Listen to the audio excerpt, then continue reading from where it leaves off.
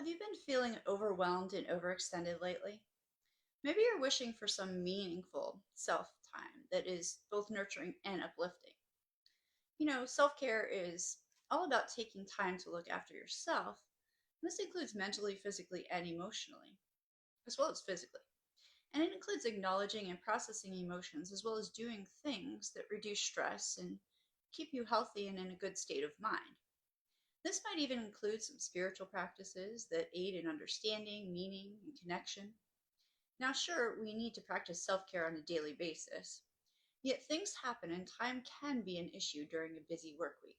So, self care Sundays are a way to spend a whole day, to dedicate a day to prioritizing your own well being to recharge and rejuvenate before the start of a new work. And this is so much better than getting all bummed out with the Sunday scaries, isn't it? So, that's what we're here to talk about on this Mindful Monday. It's basically things that we can kind of do, 16 ways to spend Sunday in a self care kind of way. This is based on a blog by Calmer You, by the way. And so, if it's your first time joining us for Mindful Monday, feel free to type in the comments where you're coming from if you have any questions or comments. We love to hear topics you'd like to see in the future as well. And if it is your first time joining and you type the word mindful after the broadcast, I'll come back and put in a link that if you follow it, you'll get a copy of a free hypnotic recording on releasing limiting beliefs, as well as our weekly PDF cheat sheets, which are bullet points of what we cover each week. All right. So, going into our 16 ideas that are fun for Self Care Sunday, number one is to do a digital detox in nature. We've all heard about digital detox, but why not include going out into nature as well? So, consider checking out a local hiking trail or going for a walk on a quiet beach, or you can even head to a serene park and spend the day there without any electronic distractions. Disconnecting from the online world and reconnecting with nature can be grounding and refreshing at the same time. Number two is to indulge in a creative cooking session. So instead of ordering in or popping the usual into the microwave, crack open a recipe from an exotic cuisine you've never tried before, or maybe find a new way of cooking your old favorite food with some spices and some herbs that you haven't tried before. You can turn on your most uplifting music and sing like nobody's watching you. Hopefully they aren't, at least if I'm singing. This can be cooking can be incredibly therapeutic, and it's much less expensive actually for most folks than ordering in, and much healthier than the processed foods that we stick in the microwave. It can be a fun way to explore new culinary interests as well on a budget too.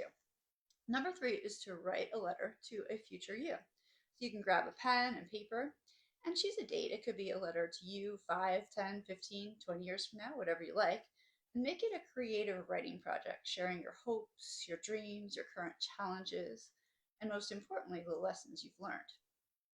Number four is to create your own spa day at home.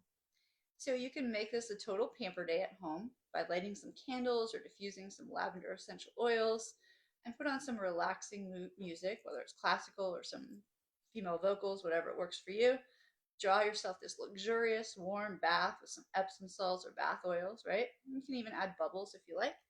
And you might even add a face mask while soaking, which you can, of course, create out of a lot of times out of the stuff that's in your refrigerator or your kitchen, such as oatmeal, yogurt, honey.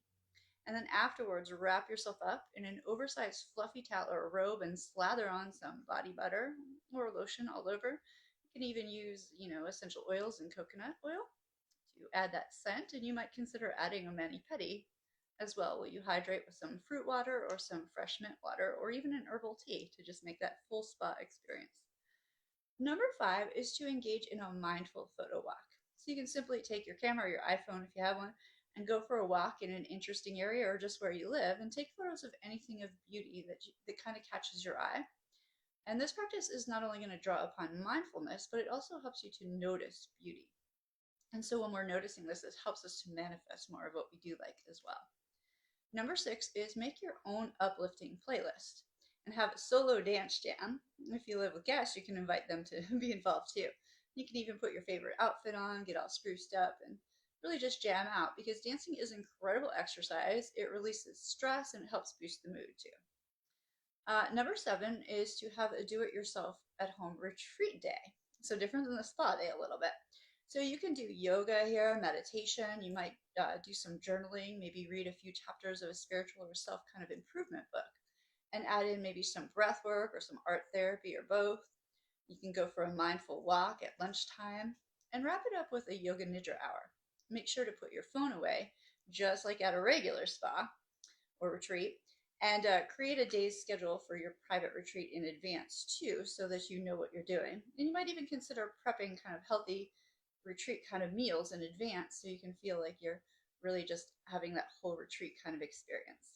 Number 8 is to learn something new. So dedicate a few hours to learning something new, whether it be a new language, learning how to play a new instrument, creating a new artistic craft, or even learning how to belly dance. Just stepping out of your comfort zone can be incredibly interesting and help you to reset your frame of mind with more confidence and a sense of adventure too. Number 9 is to volunteer your time. So if you're more of an extrovert and you really crave being around people, consider doing some volunteer work. It doesn't have to be a lot. It might be helping others release you know, uh, anything like, any kind of volunteer work in your area. Sorry, my cat's trying to photobomb us here. So helping others can release those feel-good hormones as well. And this is going to help you to feel better yourself too. It also helps us to have a sense of connection. It reduces our stress, and it often helps to have a sense of meaning and purpose too. Number 10 is to create a vision board. So it doesn't have to be the new year to do this. You can go through that pile of old magazines or simply Google things that images that catch your fancy, things that you might like to do or places you might like to go, etc., etc. Cut them out and then arrange them creatively on a poster board. And then when you have them where you like them, you can glue them down too. And there are some digital apps if you prefer to do digitally. I just like the old fashioned stuff too. Number 11 is to practice gratitude. So end your self care Sunday by writing down at least 5 things you're grateful for. Gratitude has been shown to actually change our brain chemistry and leave us feeling more positive and uplifted as well. Number 12 is to grow your own garden. You can transform your backyard or even your balcony into your own sanctuary or veggie patch because gardening is therapeutic and rewarding, besides the fact that plants release that clean oxygen and help us to connect to nature. You might even enjoy your own carrots or basil if you're doing the veggie thing. Flowers are fine and beautiful to look at as well. And number 13 is start a new fitness routine. So you can experiment with a type of exercise that you haven't tried before or one that you used to enjoy when you were a kid.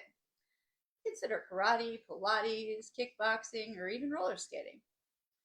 And then number 14 is to explore creative writing. So you can pull out a notebook and write a short story, some poetry, a haiku, begin journaling, whatever, to process those emotions and thoughts. So just kind of any kind of writing project.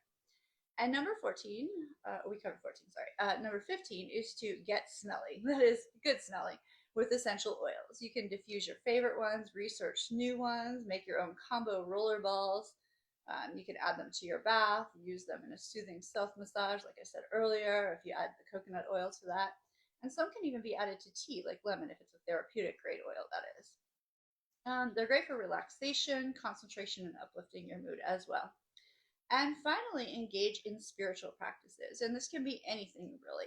For some, it might just be reading a spiritual book. For others, it might be singing in a choir. For some, it might be meditation or yoga or breath work or time in nature or anything. All right. So I hope this has been a great Mindful Monday and useful to you. And my photo bomber wants to say hi. He's about to go to the vet and get his stitches out. So everybody say hi, Mudra. I hope you've had a great Mindful Monday, and we'll see you next week. Thanks.